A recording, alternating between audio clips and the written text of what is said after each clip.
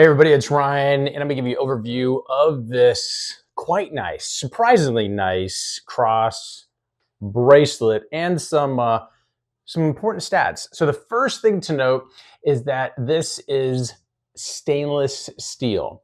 So it is 316L stainless steel to be exact. It has a size on it that's going to fit a wrist that's approximately 6.3 to 6.88 inches all the way around. One thing to note is the width on it. So the cross itself is right at 1 inch. And so here, right at 1 inch. The width on this part of the bracelet is right about a half inch, like really close to about a half an inch. The weight on this is about 3.6 ounces, and it is solid. This is not hollow.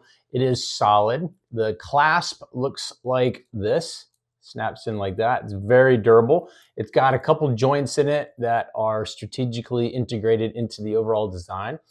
Very comfortable. The inside is this smooth finish. It's got like an arch to it, so you can kind of see like that.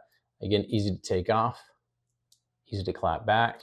The clasp also has a snap feature, so one person with one hand can, put it on and off easily, so you don't need like help to kind of get it to get it to go on there.